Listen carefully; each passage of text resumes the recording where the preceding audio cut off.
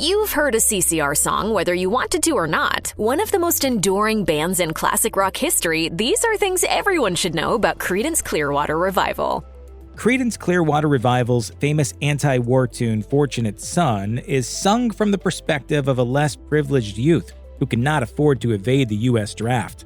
The song has become synonymous with the era to the point of parody. Songwriter John Fogerty and drummer Doug Clifford, who formed a high school band called the Blue Velvet, along with John's brother Tom and bassist Stu Cook, lived this reality when John and Doug were drafted.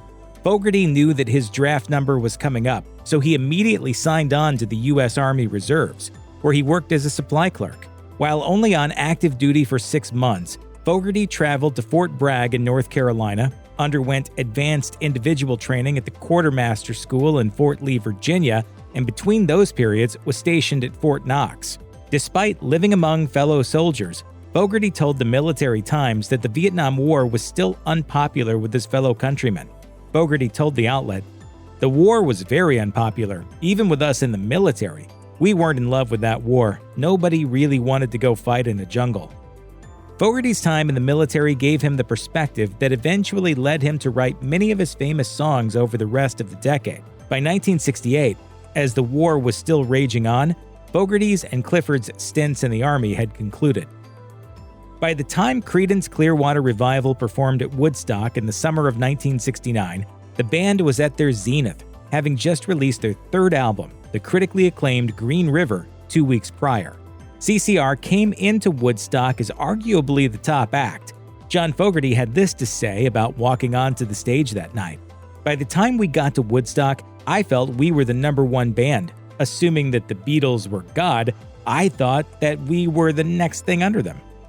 However, as reported by the Chicago Tribune, Fogerty was so disappointed in CCR's performance that he refused to allow their music to be part of the documentary and live album released the next year. The band's performance, because of technical difficulties and weather delays, was pushed past midnight on Sunday, August 17th. As CCR performed to the 500,000-strong audience, Fogerty said the concertgoers were, quote, "all intertwined and asleep, covered with mud." In an interview with the LA Times, Fogerty looked back on the festival and partially blamed their performance on the Grateful Dead playing too long before. Live for Live Music says rain badly damaged the Dead's equipment, and the band only played 5 songs during their hour-and-a-half set. Whether it was the Beatles in the 1960s, Fleetwood Mac in the 1970s, or Guns N' Roses in the 1980s, bands tend to hit snags once they've reached the top of the mountain. Creedence Clearwater Revival is only unique in this perspective in terms of how much contempt the bandmates felt for each other, or, to be honest, toward their leader, John Fogerty. Following the release of their debut album and the success of the single Susie Q, the band entered their first Hollywood studio to work on Proud Mary. Fogerty told Sweden's Pop magazine that during the session, the 3 other members became interested in having more of a say in the band's songwriting and recording process. Fogerty, who, aside from rehearsals and live recordings, worked alone on the band's music, sat down at dinner with the band and plainly told them that his direction could keep them from returning to washing cars. Despite being the youngest member of CCR and the younger sibling to bandmate Tom Fogerty, John was in charge, and under his strong and uncompromising leadership, the band was the hottest group in America between 1969 and 1971. The group was a regular at summer festivals and on the pop charts. However, they were also a ticking time bomb, with Tom threatening multiple times to leave because of John. Despite overthrowing the Beatles by 1969 as the highest-selling band in the world, Creedence Clearwater Revival could not sustain itself. John Fogerty was described as an autocrat by Uncut, and even admitted later in life that he held, quote, maniacal control over the band. Per the VH1 documentary Legends, John Fogerty and Creedence Clearwater Revival, the group had reached a boiling point by 1970. Doug Clifford had this to say, "Things were getting very difficult in the business arena. It was taking a toll on John. It was taking a toll on us because we weren't involved in these meetings and we weren't getting information back from John." A meeting was called on the eve of recording their 7th album, and the 3 other members of CCR demanded more say in the band. Rising pressure within the band, his failing marriage to his wife Martha, And the desire to remain on top of the music scene eventually led John to concede to their demands. As much as we hated each other, it all came back like we liked each other more than anybody else. Soon after the meeting that was supposed to ease the tension between John and the rest of the members of Creedence Clearwater Revival, the first shoe fell. Tom announced he was leaving CCR in January 1971. In an interview with Uncut, drummer Doug Clifford, Tom's closest ally in the band, said of the anger between the two brothers, "Tom had put up with a lot of stuff from John. He didn't want Tom to succeed." Tom tried to downplay his exit, saying it wasn't planned, that there was no bad blood, and that he needed to develop his own talent. Doug and Stu now had more power in CCR with fewer members and John loosening the reins. Still, Tom left the biggest band in the world at their peak.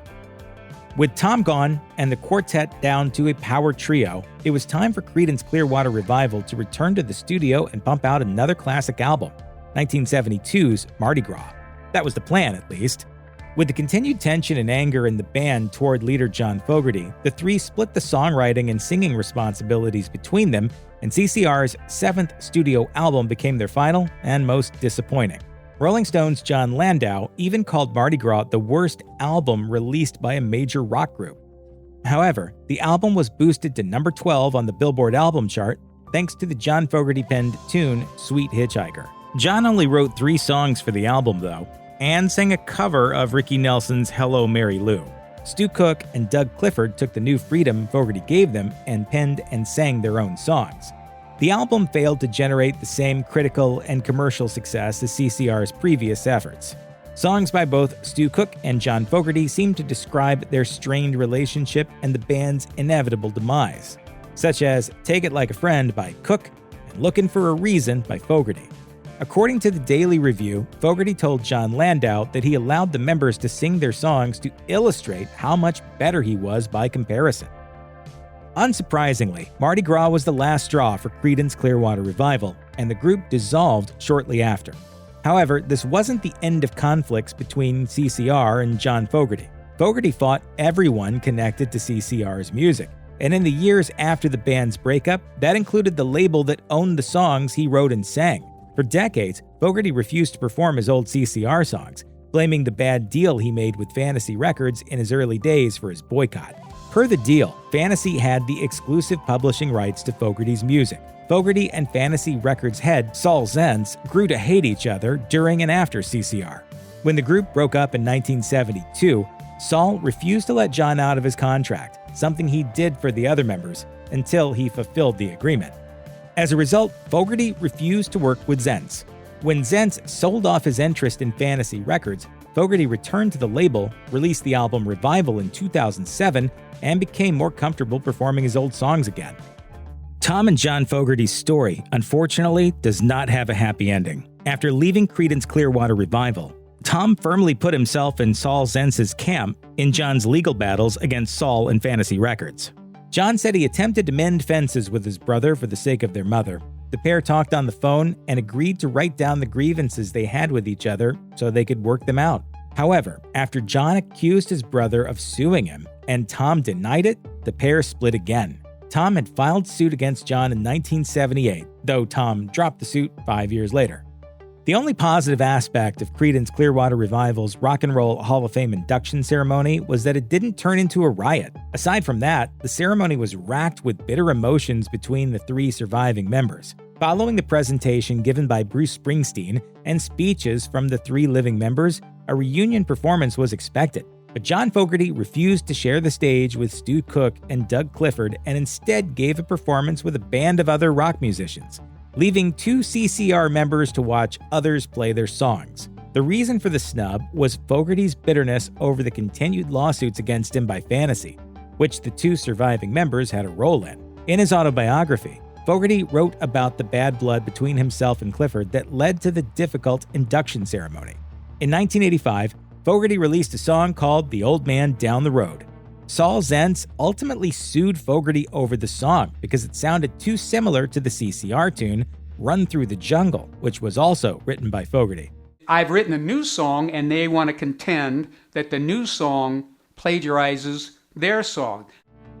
Writing in his autobiography, Fogerty revealed that his lawyers had asked Saul Zaentz why he sued John for The Old Man Down the Road, and Zaentz told him that Clifford had played the song in his office and pushed the record executive to sue. Fogerty felt betrayed, and after learning of CCR's induction, he originally didn't even want to stand next to his former bandmates.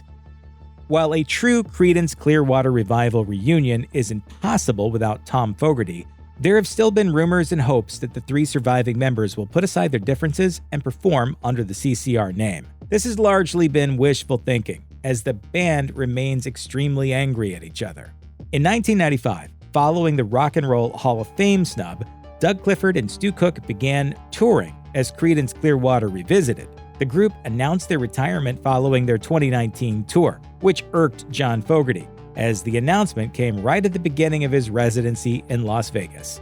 Fogerty had sued the duo in the past, challenging the use of a similar name to the original band and forcing them to change it until an appellate court ruled in their favor. In 2014, the two members and the estate of Tom Fogerty sued John for trademark infringement over a series of album-length performance concerts. Fogerty countersued. So while it seems that CCR's days of performing are long over, their short time in the spotlight left the world a collection of classic rock anthems and an even bigger collection of messy lawsuits and broken relationships. Creedence Clearwater Revival was the perfect vehicle for the singing, songwriting, and guitar playing of John Fogerty. But the band could trace its origins to groups formed by a different member of the family, John's older brother, Tom Fogerty. In the 1950s, high schooler Tom Fogerty formed a band called Spiderweb and the Insects. The group signed a deal with Delphi Records, but never actually recorded anything and broke up in 1959. Meanwhile, John Fogerty had formed his own group, the Blue Velvets, along with bassist Stu Cook and drummer Doug Clifford. While still fronting Spiderweb and the Insects, Tom Fogerty would occasionally play gigs with the Blue Velvets. However, after his primary band split, the Blue Velvets officially absorbed Tom Fogerty, and he became the lead singer of the band, which was rebranded as Tommy Fogerty and the Blue Velvets. This iteration recorded a handful of singles in 1961 and 1962, printed in very small runs, which didn't bring the band any success. By the mid-1960s, and after changing its name once more to the Gollywogs, the foursome of two Fogertys, Cook, and Clifford had released 6 singles, all of them co-written by John and Tom, who also split vocal duties. By the time the group would reach its final stage as Creedence Clearwater Revival, Tom Fogerty's vocal and songwriting contributions had diminished to the point of virtual non-existence. When John Fogerty and his swamp rocking cohorts came up in the 1960s, it was more fashionable for the mainstream bands to have short and direct names, monikers like The Who, The Rolling Stones, and The Kinks. A name like Creedence Clearwater Revival would suggest that the band would sound like grandly named psychedelic groups such as Jefferson Airplane or the 13th Floor Elevators. Those 3 words just sound like they belong together, so they must have some kind of unifying meaning, right? Not really. When the band signed to Fantasy Records, it was still called the Gollywogs, which label head Saul Zaentz loathed, calling it, quote, a stupid name. To generate a new name, Zaentz came up with a list of 10 ideas and then sent the band off to do the same, after which they'd find one they agreed on. Some early contenders were Deep Bottle Blue, Muddy Rabbit, and Creedence New Ball and the Ruby. The latter was suggested by guitarist Tom Fogerty based on the name of a friend. The rest of the Gollywogs went to work improving on Fogerty's idea, adding an extra E to get Creedence and then adding Clearwater, taken from an ad for Olympia beer purporting that the product contained cool, clear water. It's the water of Tumwater that gives Olympia its perfect blend of flavor and refreshment. Then frontman John Fogerty added Revival because he felt like the band was getting a new lease on life with its record deal. Creedence Clearwater Revival's sound, a mixture of grimy hard rock, blues, folk, and Gulf Coast styles, has a name, swamp rock, because it sounds like the band comes straight out of Louisiana. That Louisiana flavor is all over Creedence's songs, explicitly so on the song Born on the Bayou. But Fogerty is singing from the point of view of a character, because neither he nor anyone else in Creedence Clearwater Revival was born or raised anywhere near the American Southeast. John and Tom Fogerty both hail from the Berkeley area of California. Drummer Doug Clifford was born in nearby Palo Alto, and bassist Stu Cook is from Oakland. The band members knew each other because they'd all attended El Cerrito High School in California. When one thinks about the top-selling and most successful musicians of all time, names like the Beatles, Elvis Presley, and Michael Jackson likely come to mind. Indeed, all those acts scored at least a dozen #1 hits each and ranked at or near the top of the Recording Industry Association of America's list of musicians who sold the most albums. And then there's CCR. Perhaps because their time in the spotlight was a relatively brief 4 years, or because they're so explicitly associated with the late 60s and early 70s sound, Creedence Clearwater Revival can be overlooked when discussing the pantheon of pop rock superstars. However, in 1970, the best-selling band on the planet was Creedence Clearwater Revival, which moved more LPs than heavyweights like the Beatles and Led Zeppelin. But there's another reason they're overlooked. Despite holding the all-time record for the most songs to peak at number 2 on the charts, they never had a number 1 hit. According to Slate, the group hit number 2 on the Billboard Hot 100 5 times. Those almost chart toppers: Proud Mary, Green River, Bad Moon Rising, Travelin' Band, and Looking Out My Back Door. In 1970, Creedence Clearwater Revival's John Fogerty-written Travelin' Band was a smash hit, peaking at, of course, number 2 on the Billboard Hot 100. It was more of what CCR did best: hard rock with wailing vocals laced with elements of southeastern U.S. folk styles. The song's sound was also a bridge between the straightforward rock of the 50s and the heavy metal that would come of age in the 70s. Fogerty had a deep appreciation of and was extremely influenced by the old-time rock and roll performed by Southern musicians, telling Rolling Stone, "Little Richard was the greatest rock and roll singer of all time. I was a kid when his records were coming out, so I got to experience them in real time." Unfortunately, according to Forbes, Little Richard was paid the egregiously low sum of $50 by Specialty Records for the rights to those rock and roll blueprint songs like Tutti Frutti and Good Golly Miss Molly. And unfortunately for Creedence Clearwater Revival, Specialty took the band to court in October 1971, alleging that CCR's Little Richard-inspired Travelin' Band was more like a Little Richard ripoff, specifically of Good Golly Miss Molly. In the end, Specialty Records eventually dropped the case. After Creedence Clearwater Revival split up professionally, they diverted personally too, and bitterly at that. John Fogerty loathed and resented Fantasy Records and its boss Saul Zaentz for placing him and his bandmates under what he thought were unfair and exploitative contracts. Fogerty's negative feelings spilled over to the rest of the CCR, whom he felt him and the band betrayed because they'd sold their right to vote on band decisions to Zaentz. He told Opie Radio, And that was obviously why Saul felt he could now do anything he wanted with Creedence music. The freeze-out continued for years, and the band reunited as Creedence Clearwater Revival just once, but not in a professional setting to record music or play for fans. The 4 members performed together in 1980 at Tom Fogerty's wedding, according to AllMusic. Tom Fogerty died in 1990, and several years later, CCR members Doug Clifford and Stu Cook teamed up to hit the road as Creedence Clearwater Revisited. John Fogerty sued the duo in 1996 because he controlled the rights to the name Creedence Clearwater Revival and didn't authorize this use. In 2001, the sides reached an agreement. Clifford and Cook would pay Fogerty a royalty anytime they used the revisited name. They paid that fee up until 2011 when Fogerty violated the terms of the settlement by disparaging the latter-day Creedence variant in interviews. In the midst of all the tragedy and legal battling that descended on the world of Creedence Clearwater Revival in the 1990s, the surviving members of the band were given more than one opportunity to leave the past in the past, get back together, and play their beloved songs for a large and appreciative crowd. John Fogerty personally prevented both CCR reunion gigs from happening. After Bill Clinton became the first member of the baby boomer generation to be elected President of the United States, organizers of his inauguration celebration approached the members of Creedence Clearwater Revival about performing at the January 1993 event. Fogerty gave a hard pass, writing in his memoir, Fortunate Son, "I said, I'm not playing as a band with Creedence. I don't play with those guys. We will never play as a band again." Later in 1993, the 3 living members of CCR at least breathed the same air together when the group was inducted into the Rock and Roll Hall of Fame. It's customary for newly enshrined acts to perform, even if they've broken up, so Fogerty took the stage, with Robbie Robertson and Bruce Springsteen. He'd arranged to prevent Cook and Clifford from joining him. Since the 1980s and 1990s, when Hollywood ramped up its examination and depictions of the Vietnam War, filmmakers have frequently used a particular trick to let audiences know that a scene takes place during that bloody military conflict and in the late 1960s. The soundtrack blares Creedence Clearwater Revival's Fortunate Son. CCR's John Fogerty wrote the song in 1969 as a protest against the Vietnam War, calling out the offspring of the connected and wealthy who could pull some strings to get a draft deferment and avoid dangerous combat duty. That sentiment is made pretty clear in the song, which means it can instantly convey to audiences that the filmmaker's point of view is decidedly anti-war. Fortunate Son has been used to score Vietnam War-focused sequences in movies like Forrest Gump, Moonwalkers, Prefontaine, numerous documentaries about the era, as well as on the animated TV shows Family Guy and American Dad. And that doesn't even include the 60s-centric or Vietnam War films that used other Creedence Clearwater Revival songs.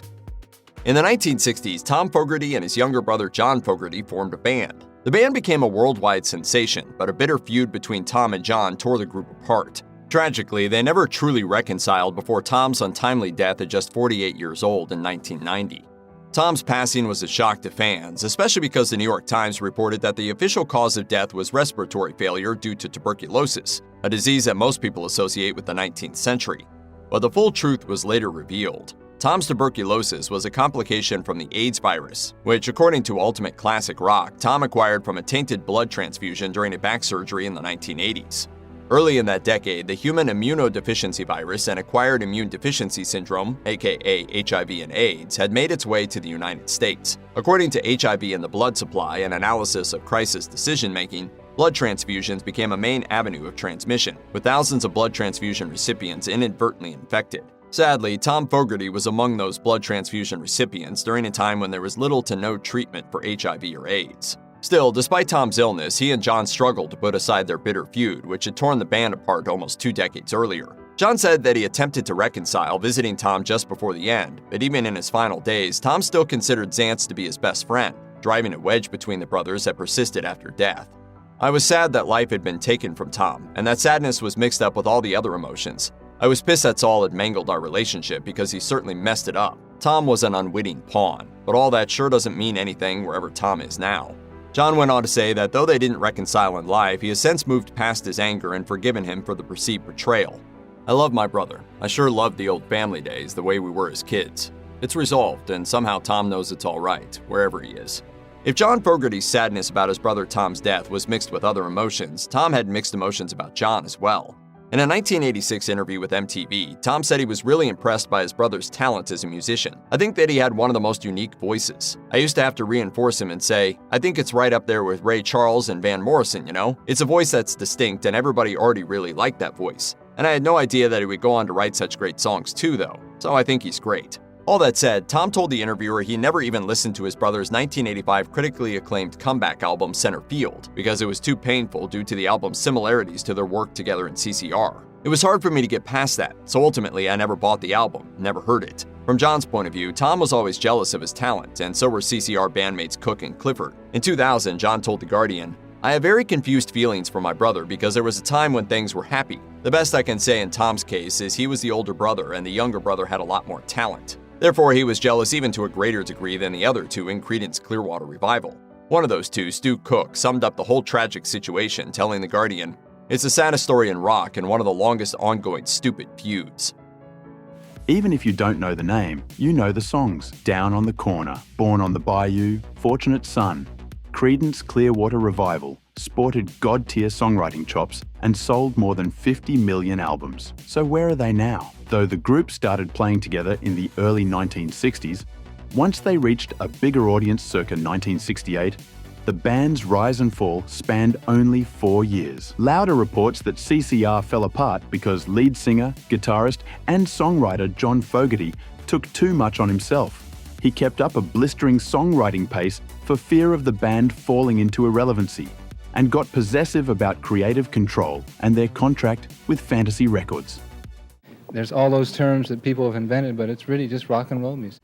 John's brother, guitarist Tom Fogerty, got fed up and left the band, and John disbanded CCR in 1972. Bassist Stu Cook and drummer Doug Cosmo Clifford were released from their contracts. Fogerty, however, was not. Fantasy wanted Fogerty to complete his 8-album deal, so in 1973, Fogerty released the Blue Ridge Rangers, a covers record where Fogerty played every instrument. Afterward, he tried to get out of his contract by claiming Fantasy did a bad job at promoting the record. Fantasy sued him when he stopped writing songs, but Fogerty got a solo contract anyway. Things have remained relatively stable for Fogerty since then, if not nearly as successful. Fogerty has marched on, writing, performing, releasing 10 studio albums in the last 50 years and selling about 5 million copies to date.